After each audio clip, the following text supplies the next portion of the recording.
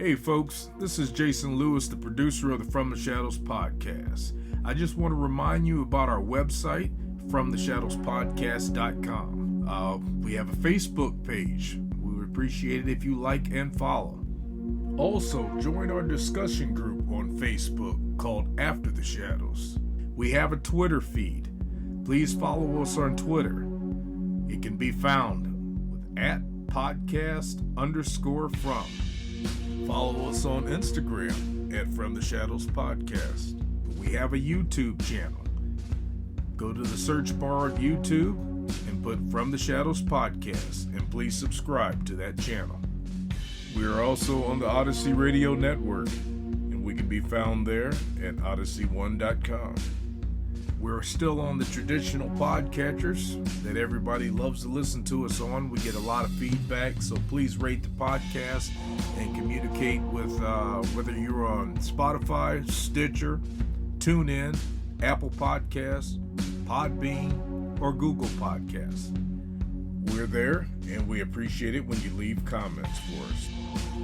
We also have a Patreon page. It can be found at www.patreon.com/From the Shadows. You can receive books, stickers, coffee mugs, and special content just for our Patreon subscribers. Check it out for yourself and see what packages that we have to offer. Well, that's all I have for you right now, folks, and thanks for being a part of the From the Shadows podcast family. So with that being said, let's get this episode started. So Howler, this is our last show of 2021. Well, kind of hard to believe. I thought you were about to say it's our last show ever, and I was thinking, well, it's about time. Been a good run. Well, I was hoping we'd get canceled by now, and then I'd have two things: an excuse not to do it, and some fame and notoriety. It's like that Twitter deal I'd mess around with. How do these people get banned? I mean, what do they say to get banned and stuff? Do you got to talk political or something? I think it's not a matter of what they say. Okay. I think it's a matter of somebody doesn't like them and makes an excuse that what they say needs to get them banned. So is there? Who called? So I'm gonna use the term, and I'm sorry if I sound like I'm doing something, but I'm messing around with a pocket knife, and I'm in my discombobulated office. I'm trying to find a piece of steel wool or a rag or something, but I got too many pistols and magazines laying around to find what I need. So anyhow, yeah, I often wonder that. So we must be not crossing too many lines if we're still on the air right after a year. How many episodes we do this? Is this our second year? I don't remember. Oh, just the Howler episodes were probably in the 80s. So it's hard to believe. That we've done this many Howler. It's hard to believe we've done this many Howler episodes. Well, go ahead. But we're not very controversial. So, Well, I told you earlier before we hit the record button, I might start talking about current events, so I got something to talk about because I'm afraid I'm going to run out of stories one of these days. I don't think me or the fans listening believe for 1 second that you're ever going to run out of stories. But I do listen. You're talking about Twitter, and you put up some really sweet pictures of a Blazer getting redone. Broncos, Blazer. I did a Ram Charger today. Did you see that Ram Charger I put up there today? I didn't see that. I put a Ram Charger up there. I didn't quite get the oohs and the ahs I got with the Bronco the other day. That was a very nice vehicle. What's the story on that? What's the story on that? The Bronco? Yeah. My brother went out to Montana and rescued it from the boneyard and resurrected it. That's what he does. He's a truck surgeon. And I've seen a lot of his work, and it's really good. Well, you just don't know what you're going to come up with. He I mean, it's just a smorgasbord of.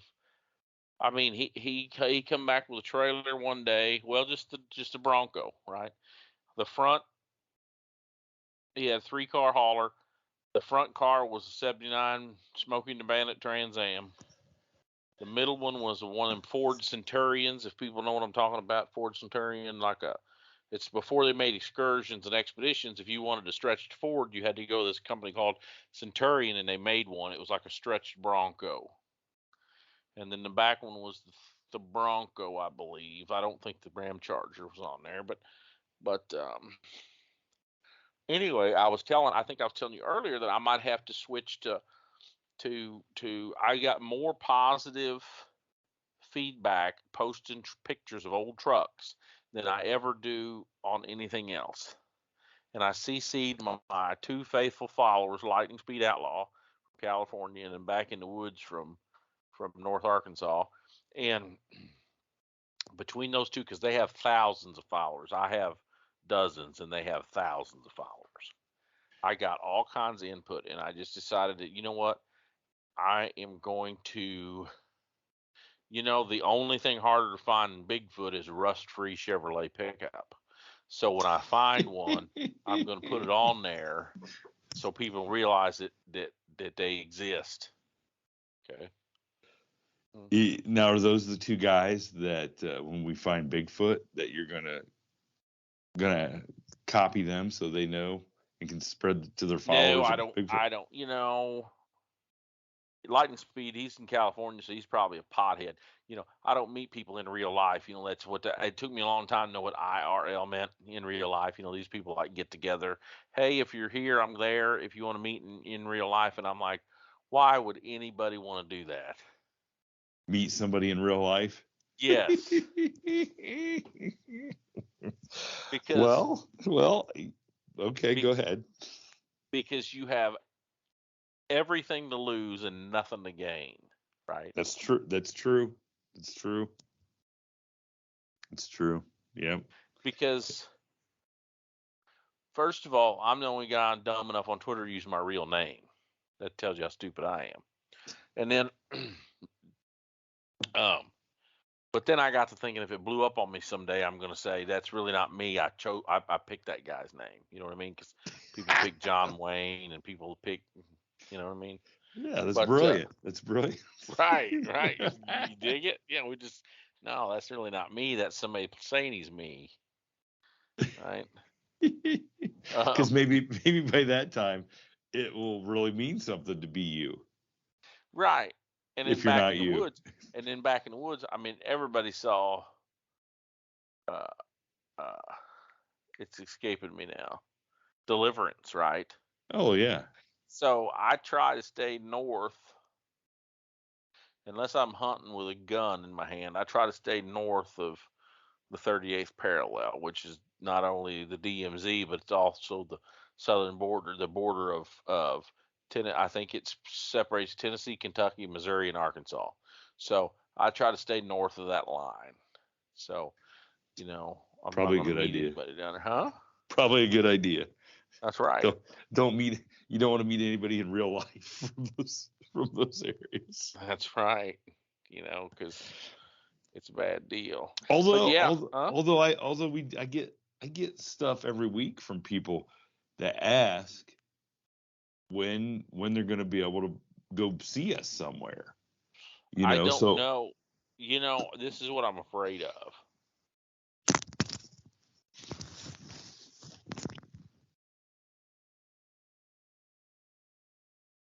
I'm not going to say it. Go ahead. I'm not going to say what I was going to say. That dramatic pause, and then you're not even going to say it. Well, I was going to say, what if they really find out that you are the postman, right? And I'm Are you trying to say what Gleason? Hey, who's Jackie Gleason's character in Smoking the Bandit? What was his name? Buford T. Justice? It wasn't Buford T. Justice, was it? I think it was, yeah. I think it was. Was that what it was? Buford T. I think so. Yeah, I think so. Yeah, that's right. So if they find out that I'm really Buford T. Justice, are you saying that you think people will be disappointed? And They could be. See, that's what I mean. They could be, right? They well, could see, be. that's why I'm just out there. Everybody that's going to be disappointed is already disappointed. I don't think they're ramping themselves up for anything. I think they've already been deflated. Well, you know, that's what I think. well, there But you it have is. it. So I think we're gonna do is we're supposed to do a new. Well, I think one of our New Year's resolutions will be that we will actually make it to a couple live events this year and meet some of our fans. I think that's going to be a New Year's resolution for us. Well, do they got a Comic-Con in Cleveland or Cincinnati or any of them places? Yeah, they got some stuff around here. We got asked about going to the Crypticon or whatever in Louisville, I believe. No, that's not bad. Kentucky's not bad. No, I think I told you earlier a while ago. I was kind of intimidated about going east of the Mississippi because I thought everybody in Ohio was sophisticated. But then I was reading the thing earlier today. I guess you got some poor white trash out there, so I don't feel so bad about going to Ohio then. Well, I think that's in all parts of the country. There's the less fortunate. I'm not talking about the less fortunate. I'm talking about the people that choose to be trashy. Oh, okay. Well, yeah. That's what I have around me now. A lot of, you know what I mean. It's trash by choice, right? It's trash by choice. Oh, trash by choice. Yes, I mean, come on, you know what I'm talking about. They don't have Skull and Bones. I mean, you grow up one day and you go, I can be in Skull and Bones and possibly be at the White House, and they go, you know what? I'm gonna get me a mega cab Dodge diesel with a big and go to the Waffle House and go to the trailer house or the Waffle House. I was gonna say or Waffle. the Waffle House. I love Waffle. I went to Waffle. I took my son to Waffle House the other day. How'd you guess? He thought it was a joke. I seen somebody has a Waffle House merch. I wanted a Waffle House trucker cap, but the gal there at the Waffle House didn't. I mean, she didn't act like she knew what I was talking about. I said, I said, don't y'all got some merch to sell? And she said, well, we don't get off till 5:30, honey. And I said, never mind. Oh, yeah. So back to the Bronco. Your brother picked an interesting color scheme. That is and he had to tell you exactly. That was a limited edition 1979 XLT Lariat Bronco with that orange brand, with those orange. That was what that thing was supposedly look like when it rolled out of Dearborn or Louisville truck plant or wherever made those Broncos back then. Really? Okay. Yes, and I think he paid $1,000 for those stripes. If you can believe that in the days of screen print, like he's doing right now, they got a blue Smokey and the Bandit Trans Am, big 403 or 402, whatever they were. But them Trans Ams came in either black, red, or blue, and blue is the rarest color. He was telling me they were going to spend $1,600 for that gold eagle on the hood. Really? And that car new was only like $3,500 or so. You want to talk about inflation? So just the trim is more than what the car costs brand new. Yeah. Hey, and I hate to say this, nobody really commented on my Dodge pic that I posted today, but it was missing some chrome, and they bought a beautiful old 1986 Prospector Dodge half ton and took the chrome off. So they ruined a nice old truck to make one of those things look correct. Really? Jeez. Yeah. But that's what you got to do if you're going to be in a white trash garage. We're going to shoot a little pilot I think I talked to you earlier about today. We're going to start filming some stuff and shopping it. So maybe we'll get some traction and be famous for something besides Bigfoot. Hey, look, you're famous for Bigfoot, huh? I'm famous for Bigfoot. Okay. I got the Bigfoot award of my senior class, so I was Bigfoot as far as I grew up with are concerned. I thought that was your prom date. Well, she was the biggest girl with the biggest foot, and I was the boy with the biggest foot. So, oh boy. So what? Hey, it wasn't. On a side note, I did date her after high school when we were in college. Okay. Mhm. But the size of our feet never came up. Go ahead. What were you gonna say? I was not intimidated by the size of her feet. And nor was she intimidated by the size of your feet. I didn't ask her. Anyway, go ahead. What were you gonna say? Well, I was just gonna ask. So speaking of New Year's resolutions, do you got anything on the table that you think you should resolve to do in 2022? I'm almost embarrassed to tell you what one of them is. Yeah, go ahead. What is one? I mean, Nope, no reason to be. I'm not going to stretch that low. I mean, I'll tell you fellas about flunking out of college 2 or 3 times and getting fired from jobs and getting dumped by women, but I will not tell you. So you're a my Peloton bike, huh? So you got a Peloton bike because one of your goals is to lose some weight. That's not my goal whatsoever. It was just to bike a little better. You ever been on one of them? What? You just want to become a better stationary Well, when the world collapses, I might be relegated to one of these 10-speed bicycles and my 20-speed mountain bikes or whatever in my garage. So you want to be ready. You want to be ready. Well, I did some. You heard of Mike's Bikes tours? Like I think they have them in San Francisco. Really, it's the only place here that I know of. But they're popular in Europe. I've been on the Mike's Bike tour in Amsterdam and in Paris. And when you're over there, that is really one of the most efficient ways to see the country over there. And if COVID would ever go away, so I can go back to seeing more of the world, I'm going to be ready to get on my bike and bike around. Hey, look, okay, that's a resolution. And then supposedly, now I haven't done it yet. Supposedly, I can pull some of those places up on my thing, almost like a what's the Google virtual, like a Street View or whatever, like a virtual reality. Yeah, like a straight view. So I'm gonna try that. So as soon as I can find some size 15 shoes, that's the problem. My 15 bike shoes. I guess Lance Armstrong. He had big veins, but he didn't have big feet. So are you saying you're going to be decked out like an Ozark Lance Armstrong?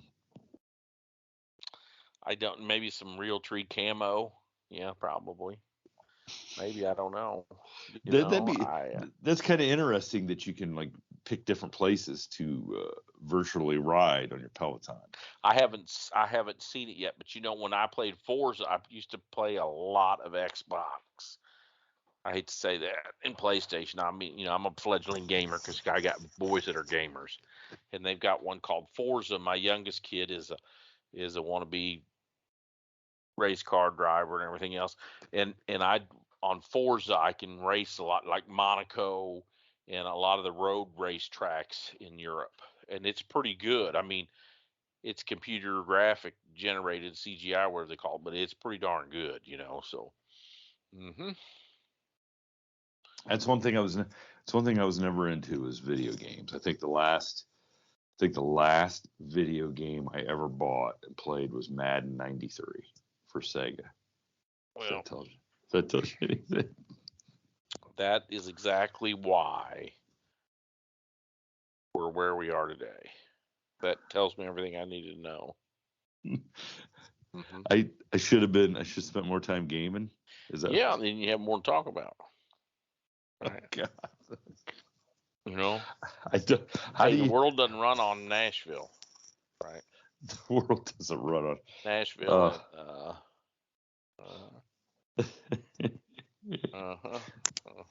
So anyway, You know what? This is a hodgepodge, another word salad, like we did the other day. And tell the viewers it's because we were trying to get our topic right, and what we need is some input from the audience to tell us what they want us to talk about. Yeah, I'd love to hear. I'd love to have the So audience. that's really what we need.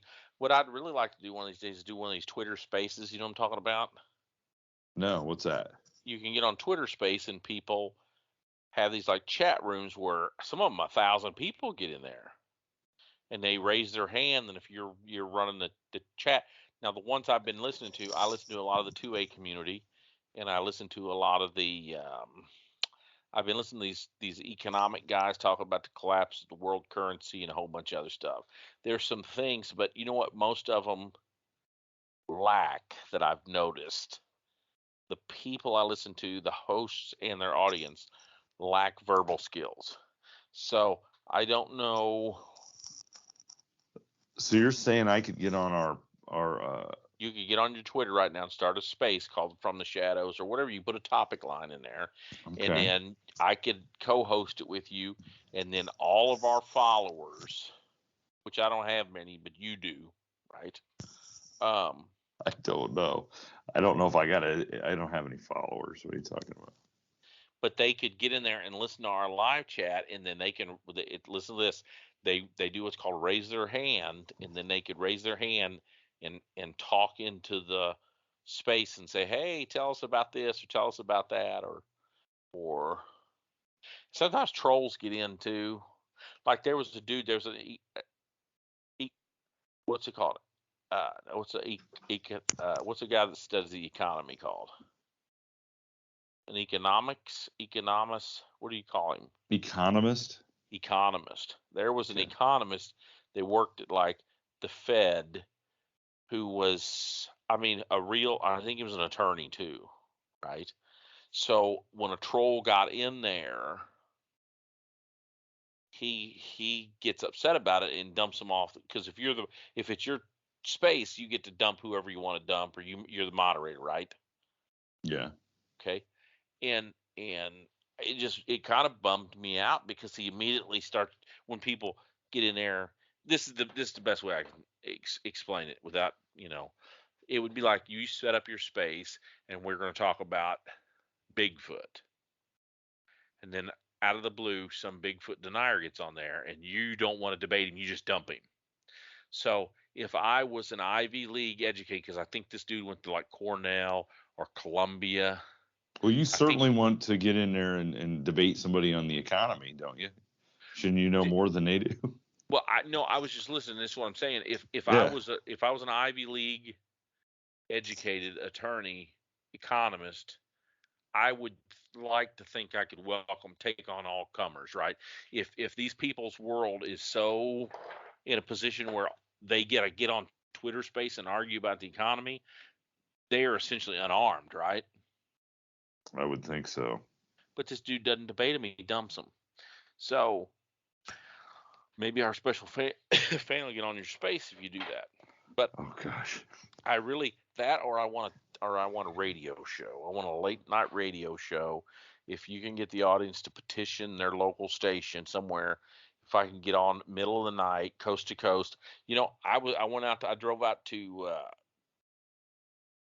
Bullhead City, Nevada, Laughlin, Las Vegas last week, and in the middle of Arizona, in the middle of the night, I had to introduce my kids to AM radio, and they didn't know what the heck I was talking about.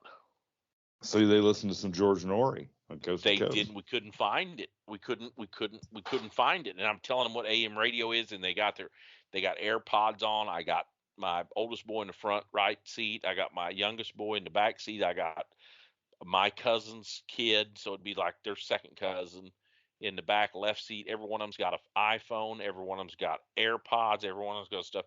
And I'm starting to tell them about late night radio and AM radio, and they were trying to process what I was talking about. You mean you have to listen to what is on the radio? You can't. Yes, I was like, hey, and and of course I had to get my kid to help me because I'm driving my brother's pickup. It's a long story, but I was taking some 4-wheelers and dirt bikes out there to ride out in the desert with these kids. That's why I had to drive. and I'm in this big old, and I think I complained to you about it the other day. I'm in a big old GMC Denali Duramax diesel dually, and it is so complicated. I can't even figure out how to turn the AM on. And then you know what I mean? Because it wants to go satellite, it wants to go input, it wants to link with my phone. Even It the wants to truck, do. even the truck can't believe that somebody wants to listen to AM radio. The truck is with the kids. You know what my pickup is? You know what my pickup is? I got a 99 old body style, CK style, 3500. That's got a Pontiac Bonneville radio in it, and not a very good installation. It's got, if you pull the faceplate off, it's held in by a couple of coarse thread drywall screws. Okay, and antenna wire is broken because these Mexicans that put it in didn't do a very good job. So I get about 1.5 radio stations at any given time. That's what I'm dealing with. I got a hand crank windows, vinyl floor mats. I do have a new seat thanks to Bob Test, the upholstery guy in my hometown. He put a new seat in it for me. I redid the seat I got, but that's all I got, you know what I mean? So when I'm in this fancy truck, I can't even get the radio. So I at least got it to where I can hit scan, and you know how late night it goes, it's whistling. I can't do it. And you get something in my oldest boy. He thought it was like, oh man, like we're in a submarine trying to dial in the Nazis or something. We're code breaking, and I'm like, no, really. I said, the weather's got something to do with it, and the range, and I said we can get some good. I said there's a station out of Vegas called Coast to Coast. We'll get in the middle of the night. And then he starts looking it up on Wikipedia, but we never did get any good radio. Oh, that's what I want. I want a midnight show in the middle of nowhere that I can get people calling and we'll talk about something. And what my topic would be what the first caller, the topic of the whole show would be what the first caller talked about. Does that make sense? Yeah. So you want to talk about an old Bronco or Bigfoot or crappie fishing or turkey calling or how to make a bowl of chili or how to fix the swing arm take the swing arm bolt out of LTZ 400 with no tools. We could do it. That's our whole, and everybody had to chime in. We're going to talk about this tonight. We're going to talk about that tonight. That's an interesting concept. That really is. I'm not sure though, making a pot of chili, I think that would turn interesting. Probably get some good recipes. Well, good ideas. I actually had I kind of thought at one point I was going to have to be talking to a studio. I did talk to a guy at the radio station, and he thought that was way too broad. It is if you're unread and don't know anything. You could get caught. And well, I was just thinking, dude, I mean, you're running a radio station out of what looks like a portable shed in Waynesville, Missouri, and you're telling me it needs to be pared down a little bit. I will tell you some of my fondest memories are driving on Friday nights with my parents to wherever we were going, but we only had AM radio in this old Chevy Citation, 1980 Chevy Citation. Sure. So we could only listen to the big station out of Columbus, 610 WTVN. And Friday nights they had a show called Desperate and Dateless. Desperate and Dateless? Desperate and Dateless. And some man or woman would be the first one to call, and they'd be calling from, no cell phones. Know what day it was? They had problems with the calendar? What was? No, dateless. They were desperate, and they didn't have a date on Friday night.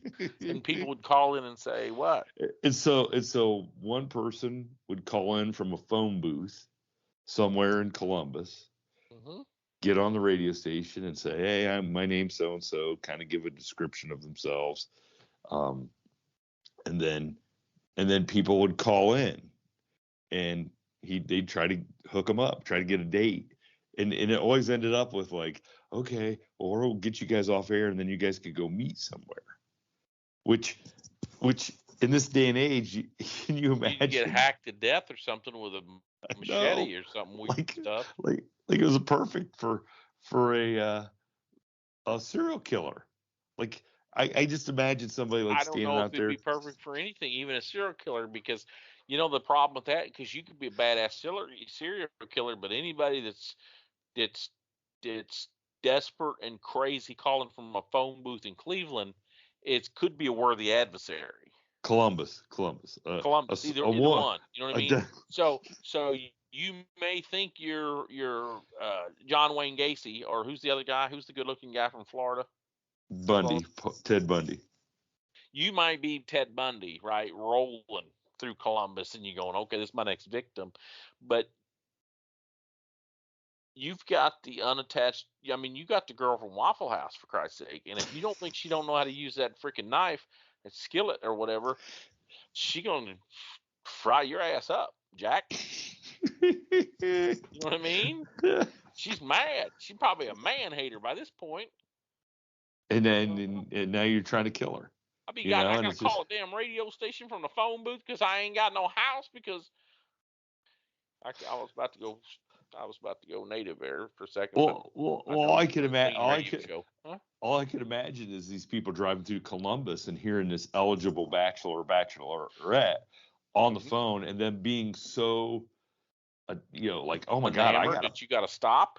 I got to stop at the Pizza Quick, and use the phone by the jukebox to call in and try to get a date with the guy who's standing in front of the 7-Eleven across town. I don't know about that, Columbus, but I can tell you what they call them in Kingdom City, Missouri. Lot lizards. Okay. They call them what? Lot lizards. And you got to be careful. You got to watch your wallet and your pickup. They'll steal your shit quick. That's probably, of course, in the 80s, it was probably Reagan was in town, so the world was kinder, gentler back in them days. But nowadays, I'd be scared, man. How do you even know if it's a girl nowadays? How do you know if it's a man? You don't know either way. Yeah, that's what I mean. You know. Yeah. I think that's probably about the best advice we could give people on this last week of 2021 as you head out for New Year's Eve. Be careful of the lot lizards, right? Or don't be desperate. Because don't be desperate dateless. Don't be desperate dateless. When we were growing up, trouble with the tranny mean you was going to be walking. But nowadays, it might be your ass is, cooked up in a freezer somewhere. You just don't know, right? You just don't know. Thank you for tuning in to this week's episode of the From the Shadows podcast. Until next time, never shy away from the darkness or what may be lurking in the shadows. We are out.